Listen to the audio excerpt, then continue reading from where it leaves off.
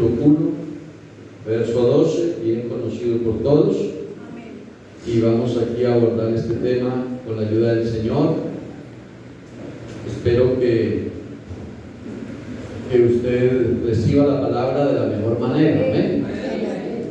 La palabra siempre viene para bien de nosotros. No siempre es la que queremos oír, sino la que necesitamos oír.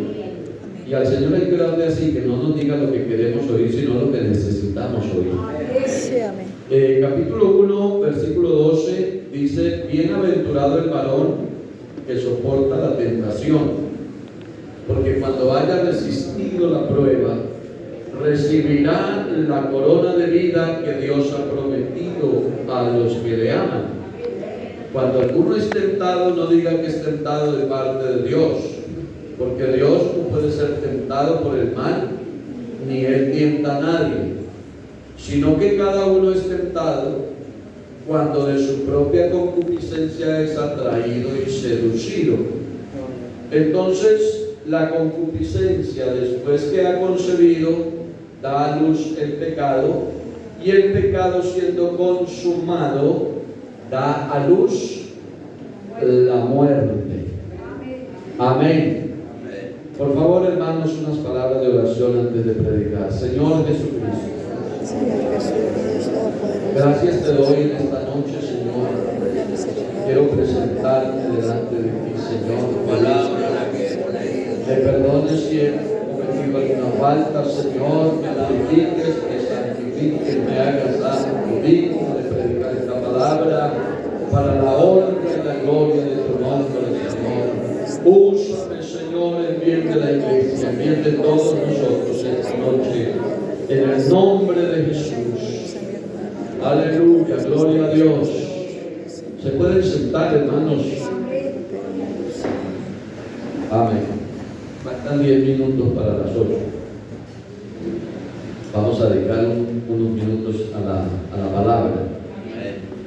Voy a hablarles en esta noche de un tema importante. Me estaba acordando ahorita que hace ya bastantes años, alguna vez prediqué un sermón que lo llamé el problema más grande del mundo. Porque realmente, hermanos, el problema más grande del mundo no son las guerras. El problema más grande del mundo, hermanos, no son las pestes, no son las epidemias o las pandemias. Realmente el problema más grande del mundo es el pecado. Amén, amén. ¿Cierto? Sí, amén. Ese es el problema más grande. Y realmente, si no existiera el pecado, pues este sería el cielo. Amén. Si no hubiera pecado, estaríamos en el cielo. Amén. Por eso es que nos queremos ir para el cielo, porque allá no hay pecado. La Biblia dice que allá no entrará ninguna cosa inmunda que haga abominación o mentira. Para ir allá hay que estar preparados en comunión con Dios, pues no con nuestras capacidades. Dios nos santifica, nos purifica, nos hace aptos para el cielo. La Biblia dice que es la sangre de Jesucristo la que nos limpia de todo pecado. Entonces quiero hablarles de este tema, hermanos, lo que es el desarrollo del pecado, que es una realidad en la humanidad entera, que es una herencia que le toca al ser humano, si la quiere recibir, y si no, pues también, porque el pecado nos alcanzó a todos, nos tocó a todos. No hay nadie en el mundo, aparte de Jesucristo, que haya vivido aquí en el planeta Tierra y que haya estado exento del pecado. Todos los seres humanos hemos sido contagiados, si se puede utilizar la palabra, contaminados, envenenados con el pecado. Amén. Y es la razón precisamente por la que Dios, en su infinita gracia, amor y misericordia, se hizo carne, se hizo hombre, para venir a buscar y a salvar lo que se había perdido. entró en el mundo por un hombre, y por el pecado entró la muerte, y así la muerte pasó a todos los hombres, por cuanto todos pecaron. Una manera de definir esto, hermanos, es que generalmente el pecado es el resultado de un proceso que se da en la vida de los seres humanos, porque los seres humanos digamos que tenemos, ya alguna vez lo dije, en cualquier circunstancia de la vida tenemos concupiscencia propia. Entonces es por esto que se origina, es por esto que se da el proceso del pecado que nos hace tantísimo daño.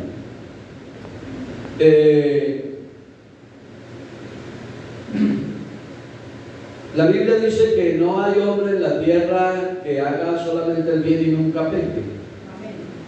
Todos pecamos.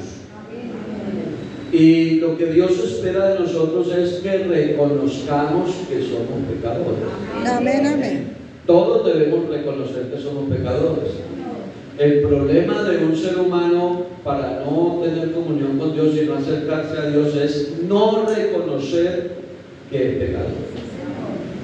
Cuando la persona se justifica a sí mismo, cuando la persona se compara con los demás y se ve santo y dice yo no robo, yo no mato, yo no soy secuestrador, yo no soy, y se pone un poco de calificativo y dice yo soy bueno, yo no necesito evangelio, no necesito arrepentimiento, no necesito ir a cultos, yo no necesito porque yo estoy bien. Entonces esa persona se pierde lo bueno, se pierde la bendición de Dios.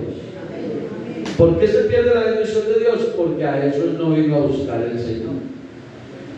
Él dijo que el que está sano, ese no necesita médico. Que el que necesita médico es el que está enfermo. Y entonces concluyó y dijo, yo no vine a llamar justos, sino pecadores. Entonces cuando el Señor dice en la Biblia que Él vino a buscar y a salvar lo que se había perdido, Él vino a buscar a los pecadores, a los que reconocen o reconocemos que hemos pecado. El reconocimiento del pecado es muy importante, porque la naturaleza nuestra es tan caída, nuestra humanidad, que a pesar de arrepentirnos, de entregar en nuestra vida a Cristo, de hacer agotar todos los recursos para vivir una vida ejemplar, de bautizarnos en el nombre de Jesús, pero es más, a pesar de algunos, la mayoría, recibir la promesa del Espíritu Santo, hablando en nuevas lenguas, a pesar de tener toda esa relación y esa comunión con Dios, sin embargo, pecamos. Amén, amén. Pecamos. Porque vivimos en un mundo que está atestado de maldad y de pecado, y nosotros vivimos en un cuerpo, permítanme el término, en un estuche que es concupiscente. Y entonces, por eso el creyente debe profundizar en el conocimiento de la palabra de Dios para entender cuando la Biblia dice vivir en el Espíritu, que somos llamados a vivir en el Espíritu. Pero aunque vivimos en el Espíritu, nosotros en la humanidad estamos y fallamos. Y por eso para mí, me lo han oído muchas veces y me lo van a tener que oír muchas veces, lo que dice Juan. Porque pareciera que el apóstol Juan cogiera la Biblia, inspirado por el Espíritu de Dios, o Dios a través del apóstol Juan dijera a la iglesia: estas cosas les escribo para que no pequen. Lo que está en la Biblia es para que no pequemos. Pero Dios es tan bueno, tan comprensivo. El salmista dijo: porque usted conoce nuestra condición y se acuerda de que somos polvo. Amén. Y Él es tan bueno que el versículo no se acaba ahí. Dice, estas cosas les escribo para que no pequen. Pero como Él sabía que de todos modos íbamos a pecar. Entonces el versículo termina diciendo, pero si alguno hubiere pecado, abogado tenemos para con el Padre, a Jesucristo el justo. Y la sangre de Jesucristo, su Hijo, nos limpia de todo pecado. ¿Cómo es de bueno el Señor, hermanos? ¿Cómo es de bueno el Señor? Claro, esto hay que saberlo entender. Esto no es una licencia para pecar. Porque alguien podría decir, bueno, si es así, entonces mata que Dios perdone. Pero esto no es una licencia para pecar. Porque el verdadero Hijo de Dios, ¿qué dice? ¿Cómo comienza el capítulo 6 de Romanos? Dice, ¿qué pues diremos a esto? ¿Perseveraremos en el pecado para que la gracia abunde? ¿Y cuál es la respuesta? De ninguna manera. Porque los que hemos muerto al pecado, ¿cómo viviremos aún en él? Y también dice, escribiendo a Tito, capítulo 2, si no me estoy bien la memoria, capítulo 2, dice, porque la gracia de Dios se ha manifestado para salvación a todos los hombres. Pero luego dice, enseñándonos. La gracia no es un libertinaje. Entonces dice, enseñándonos que renunciando a la impiedad y renunciando a los deseos mundanos, vivamos en este siglo sobria, justa y piadosamente, aguardando la esperanza bienaventurada y la manifestación gloriosa de nuestro gran Dios y Salvador Jesucristo. Demos gloria a Dios. Gloria a Dios. Entonces, el que cae en pecado, lo que debe hacer es reconocerlo y arrepentirse. Amén. Amén. Vean, hermanos, voy a ir al Antiguo Testamento. El profeta le dice a Saúl que hizo mal, que pecó. Y Saúl dice, yo no he pecado. Usted no hizo lo que le mandaron, dice, al contrario, yo hice lo que me mandaron. Y no reconoce. Mire la diferencia. Cuando Natán le hace la parábola y confronta a David, que le habla del hombre que tenía la sola corderita y el otro tenía una hacienda, y en vez de coger uno de los animales de su hacienda, cogió la del pobrecito que tenía una sola, y él se enoja, y David, todo lo que David dice, y el profeta le dice, ese es usted. ¿Y qué es lo que hace David inmediatamente? Entonces David dice, pequé contra Jehová. Esa es la diferencia, que el uno reconoce y el otro no reconoce. Y el que reconoce es restaurado.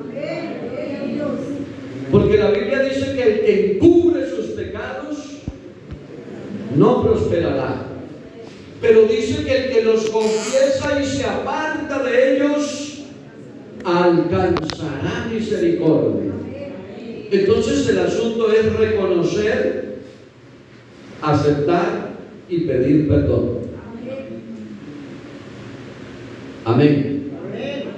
Pero les voy a hacer una pregunta, a ver si me ayudan ustedes, los hago partícipes de la enseñanza. Generalmente cuando alguien peca, ¿qué hace? Se va a la iglesia. La hermana dice se va de la iglesia. ¿Quién me dice otra cosa? Se arrepiente. Se arrepiente. Eso no es lo general.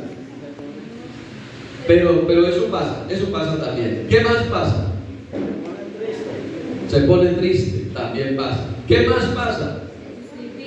Lo más general, ¿qué pasa? Lo más general es que se presentan excusas. Eso es lo más general. ¿Qué le pasó, hermano, que hizo eso? Entonces la persona dice, yo no lo quería hacer. fue que, ¿se acuerdan de Eva? Empecemos por allá, por el origen. ¿Qué pasó, Eva? Dijo, yo no fui, la culebra me dio. Y le preguntan a Adán, ¿y qué pasó, Adán? Dice, esa mujer que me dio por compañera. Pero usted no ve a ninguno reconociendo diciendo, ah, sí, Señor, usted me dijo que no lo hiciera y lo hizo. No. Entonces, generalmente lo que sucede es que hay excusas. Lo que pasa es que yo soy de un temperamento volado y me salió esa señora o ese señor y entonces él tuvo la culpa porque yo soy así. Excusas. O no lo pude resistir. Cuando otros dicen, pues otros lo han hecho, ¿yo por qué no lo puedo hacer? ¿Y cómo fulano lo hizo? ¿Por qué yo no lo puedo hacer? Otros piensan y dicen, fue un error. El pecado no es error. Error es una cosa y pecado es otra. Claro, sí hay que identificar, sí hay que enseñar también que sí se peca por error. Pero no es solo error, es pecado. Porque hay dos maneras de pecar: se peca por error y se peca por hábito. Y el que peca por error se levanta más fácil que el que peca por hábito. Porque el que está habituado lo premedita, lo programa, lo sistematiza. No sé si lo dije bien. El que está habituado lo maquina, lo programa. Pero uno puede pecar por error. Y cuando usted peca por error, hay poder. ¿Yo qué hice? Y entonces esa persona más fácil se restaura.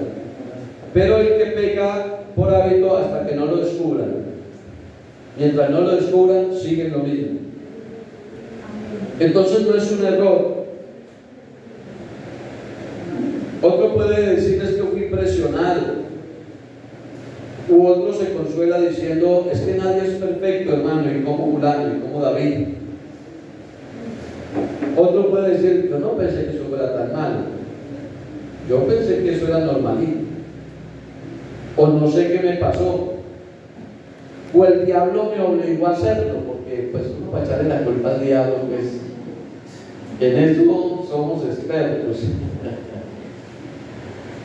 Dios me tentó, Dios no tienta a nadie. Bueno, y hay un montón de excusas, pero no podemos olvidarnos, hermanos, que una excusa siempre, tengan en cuenta, siempre una excusa es la respuesta a un fracaso. Siempre que alguien fracasa, alguna excusa se inventa. ¿Cierto? Se volvió una frase muy famosa del profesor Maturana, una vez que perdió la selección Colombia. Entonces dijo, no pasa nada, es que perder también es ganar un poco. Porque uno busca la manera de organizar con las excusas, pero siempre la excusa es la respuesta a algún fracaso. Entonces, el desarrollo y el proceso del pecado en este pasaje que leímos tiene por lo menos unos 9 pasos. Claro, hoy no se asusten que solo vamos a estar por unos minutos, pero sí es largo el proceso.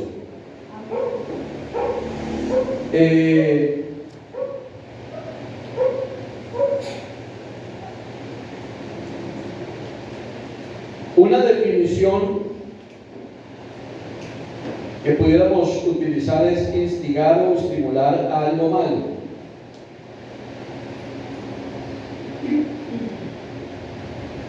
De ser tentado, ¿no? Porque el texto dice, bienaventurado el varón que soporta la tentación, porque por ahí se origina, por ahí arranca, por ahí comienza el proceso. Hay muchas cosas que son tentación para nosotros, Y si miramos el origen del pecado, el pecado se originó a través de una tentación. Amén. Amén. Entonces, ser tentado puede ser el ofrecimiento pecaminoso que puede estar inducido por el mismo diablo, por algún demonio. Una propuesta indebida, una propuesta prohibida, es una tentación. Ustedes no han visto que todo lo prohibido y lo escondido es como objeto de tentación. Usted le dejan una cosa a la vista y usted la ve y no pasa nada, pero si se la dejan escondida, tapada,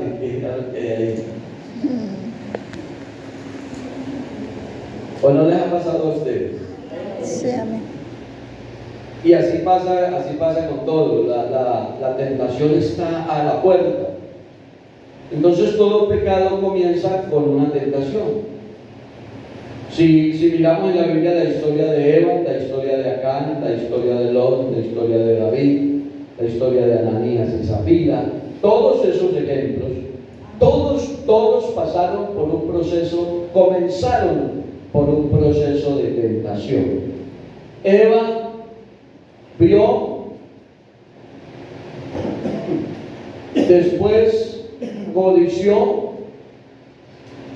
después, número 3, tomó, y número 4, comió.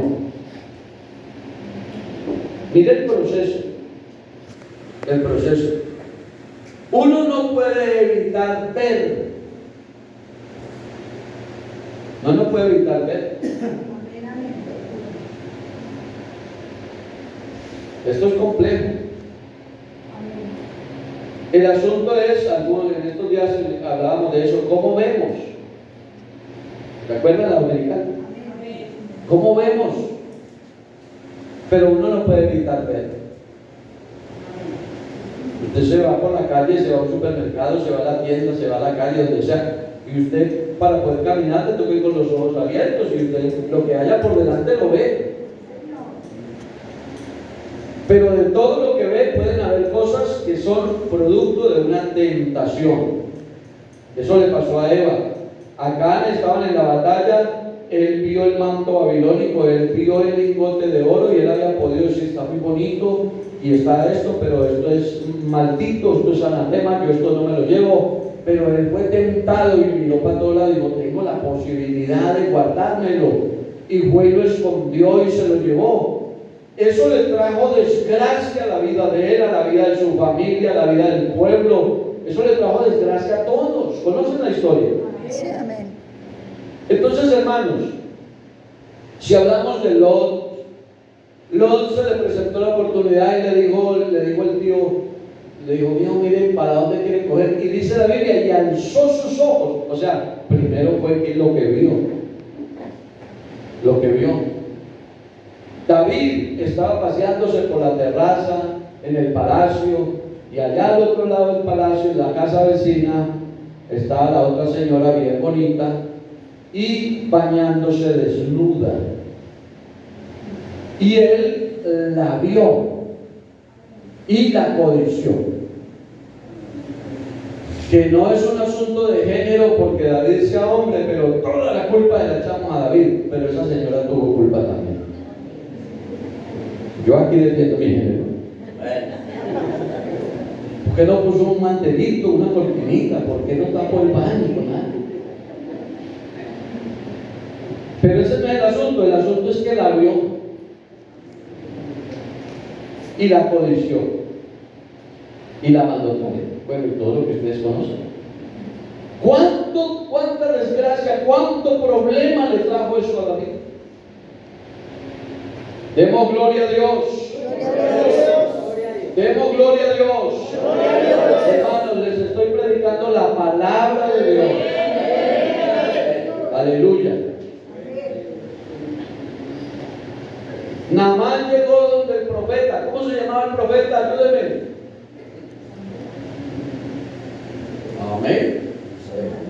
Eliseo. Traía cartas del rey, del rey, sí, de donde él venía, a presentarle las cartas al profeta. El profeta no necesitaba cartas.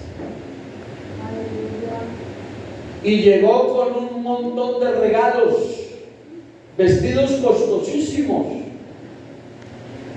Y fue a donde estaba el profeta. Y el profeta ni siquiera salió a recibirlo. El profeta le mandó un criado, dijo: vaya, dígale a ese que está allá afuera de la puerta que vaya al río y se meta 7 veces. Ni siquiera salió a recibirlo. Y salió el criado.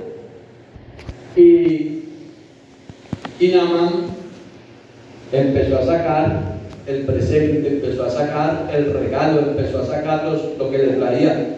Y el criado, Giezi, comenzó a ver esa belleza de vestidos. Por allá no había de eso. Y le dijo al profeta, y el profeta le dijo: este no es tiempo de estar recibiendo presentes ni regalos. No quiso recibirlos. No los quiso recibir. Y entonces se fue en sus carros, y dice la Biblia que el criado del profeta fue tentado por lo que vio, y corrió y le echó travesía y le salió por adelante y fue con mentiras y le dijo: vea que mi señor dice que sí le deje los vestidos, que sí le deje tal cosa, para quedarse con ellos. Y cuando volvió a la casa no sabía que su patrón, que su jefe, que su maestro era un profeta. Hermanos, y cuando Dios interviene, aquí se podrá demorar 1 mes, 2 meses, 5 meses, 1 año, 5 años, yo no sé cuánto el Señor quiera, pero llegará el día que el Señor le sopla. Amén. ¿Me están entendiendo el mensaje? Allá no se demoró mucho. Cuando Giezi volvió donde el profeta, que no se demoró mucho, y le dijo: oye, ¿dónde estabas? Y él dijo: tu siervo no ha ido a ninguna parte. Y él le dijo: no estaba mi espíritu ahí contigo cuando estabas recibiendo los presentes. ¿Usted cree que es tiempo de...? Pero entonces vino el problema precisamente por la tentación. Si hablamos de Ananías y Zafira, si hablamos de tantos otros, nos damos cuenta cómo es el proceso del pecado. No olvidemos, hermanos, que Jesús también fue tentado por el diablo. Y fue tentado, dice la Biblia, en todo, pero sin pecado.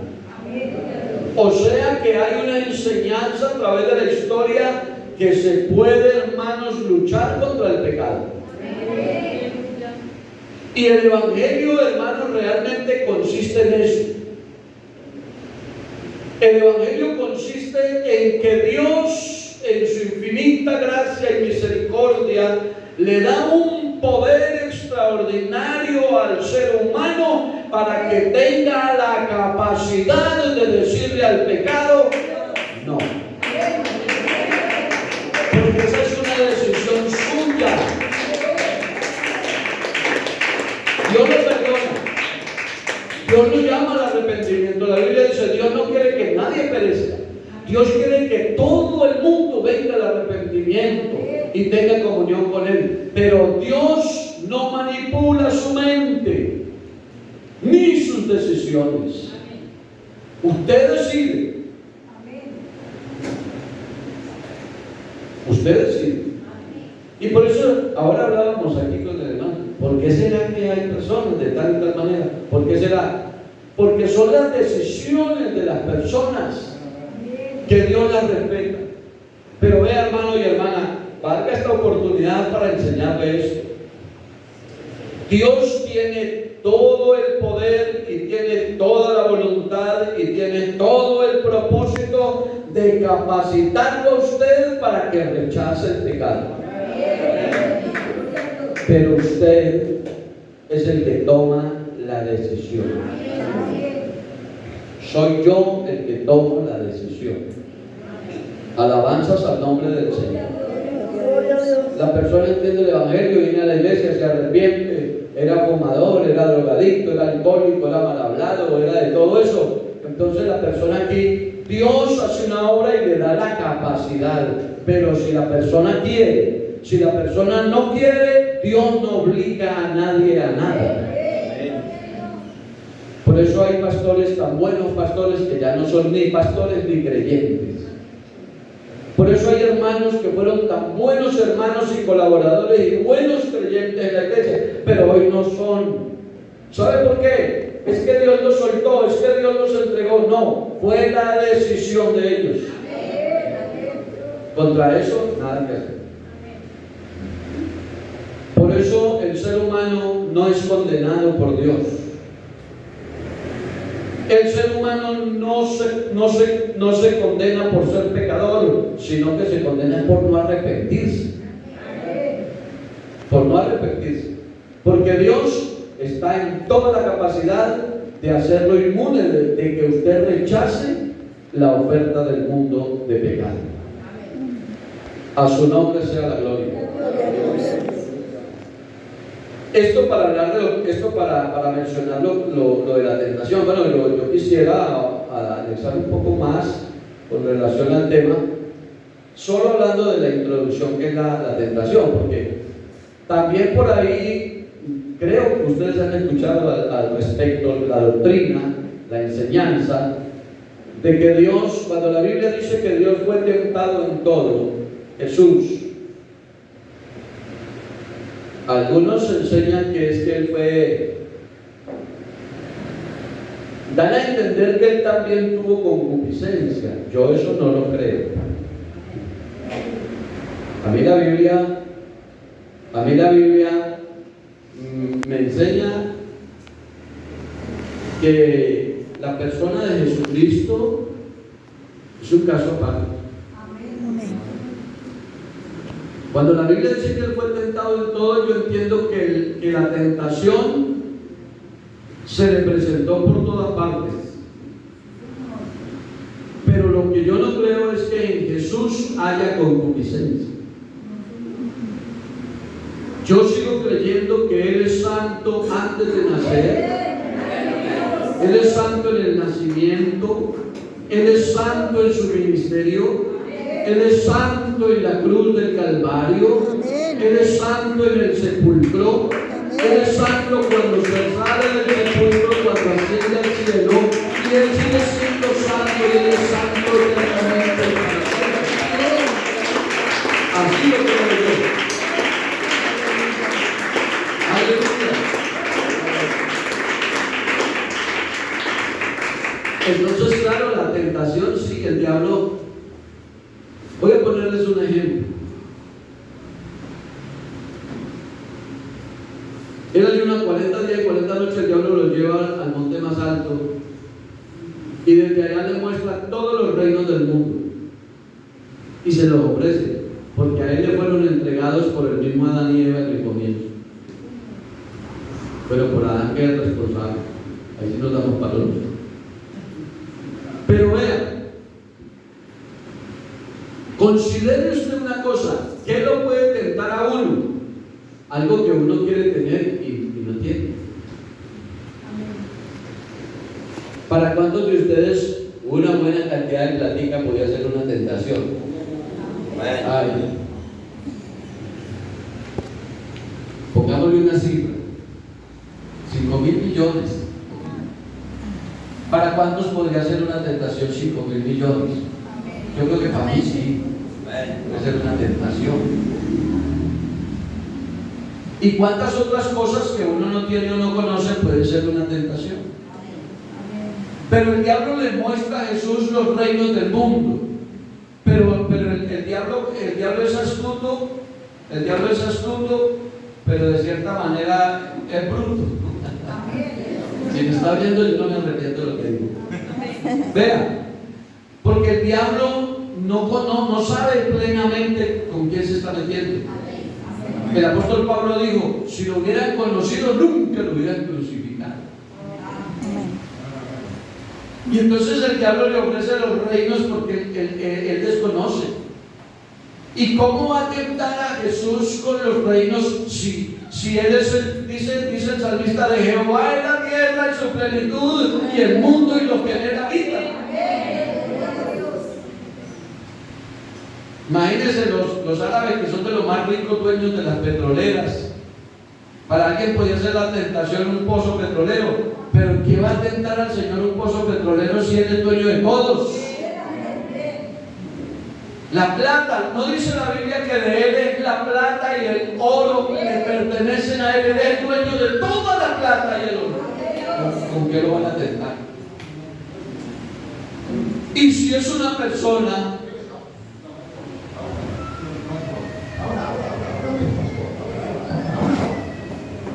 ¿qué pasó? Bueno, vamos a estar aquí, hermanos, que ya casi termino. Demos gloria a Dios. ¿Cómo va a ser una tentación? ¿Cómo se va a tentar al dueño de todo? Si es una persona, Él dijo, mi embrión vieron tus ojos. Ve, hermanos, usted y yo venimos aquí vestiditos con el traje, con la ropa que le ponga y de marca y de la que quiera, pero yo les digo, delante de Él estamos desnudos. Amén. Si se fuera la energía y quedáramos todos al oscuro, dice la Biblia, la noche resplandece como el día. Entonces dígame usted de qué, con qué se va a tentar el Señor. Entonces no hay manera. Por eso dice, Dios no tienta a nadie ni es tentado. Entonces espero que esa partecita nos quede clara porque estamos aprendiendo. Amén. Al nombre de Jesús sea la gloria. Gloria a Dios. Concupiscencia propia. Déjenme aquí 2 minuticos hablar un poquito de esto.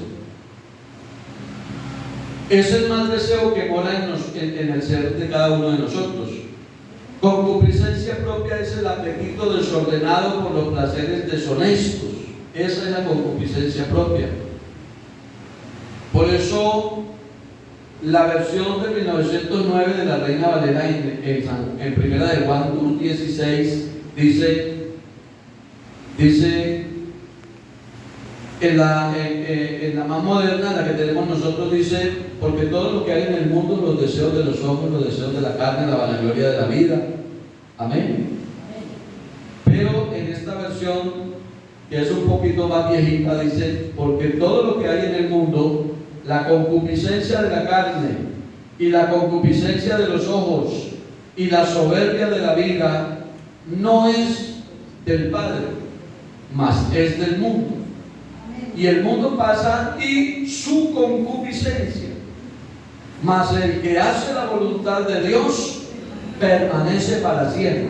Esta versión la vierte, allá dice el mundo pasa y sus deseos, aquí dice concupiscencia, porque eso es lo que menciona el pasaje que leímos. Bienaventurado el varón, dice el verso 13, cuando alguno es tentado, no diga que es tentado de parte de Dios, porque Dios no puede ser tentado por el mal ni tienta a nadie, sino que cada uno es tentado cuando de su propia concupiscencia es atraído. Entonces estos 2 versículos hacen mención de la concupiscencia que hay en el mundo, Concupiscencia de la carne es la concupiscencia que le pide pasiones desordenadas y que se manifiesta hasta con un saludo, que se manifiesta con algún roce físico, aún con el pensamiento, y que a veces afecta el sistema hormonal de la persona. Es la concupiscencia. Por eso el Hijo de Dios, Pablo enseñó, el apóstol Pedro enseñó y dijo que a las mujeres ancianas hay que mirarlas como a madres. Y dice que a las jóvenes como hermanas. Y las jovencitas. Es decir, hay que hacer uso de ese poder del Espíritu Santo que Dios da a la persona para rechazar y controlar la concupiscencia. Un hijo de Dios no debe estar mirando con malicia a otra persona, si es un hombre a una mujer, si es una mujer a un hombre. Pero también nosotros debemos de agotar los recursos para evitar el problema de la concupiscencia. Amén. y por eso es que nos falta tiempo para hablar del tema, pero esa es la problemática que tenemos, porque eso lo enseñamos aquí en la iglesia, pero cuando tú sales a la calle, ahí se conoce el cristiano, ahí se sabe qué hay en el corazón, qué hay en la vida del Hijo de Dios. Y Dios quiere, hermanos, que nosotros vivamos una vida santa. Amén. Que vivamos una vida santa. Que sepamos manejar el problema de las tentaciones. Porque si no sabemos manejar la problemática de las tentaciones, vamos a vivir una vida desordenada y se pone en peligro la salvación de nuestras almas. Eso no es lo que Dios quiere. Dios quiere que vivamos santamente para la honra y para la gloria de su nombre santo. Les voy a dar otro poquito de estos más adelante, la otra semana, para que hablemos de esto, porque me parece que es importante que analicemos el desarrollo del pecado, porque esto tiene un proceso en el que se embaraza la persona, se embaraza de pecado. Eso dice el texto. Y ese embarazo da a luz. Y lo que da a luz es la muerte. Lo que da a luz es la destrucción. Y nosotros como pueblo de Dios debemos de guardarnos de todo este tipo de situaciones, porque Dios no nos quiere ver acabados, pero tenemos un Dios que pagó por nosotros, que nos ha dado vida y vida en abundancia, que su sangre todavía sigue corriendo para lavar y limpiar nuestros pecados y hacer de nosotros gente santa para su honra y su gloria. Pónganse de pie, por favor, mis hermanos. Vamos a darle gracias al Señor.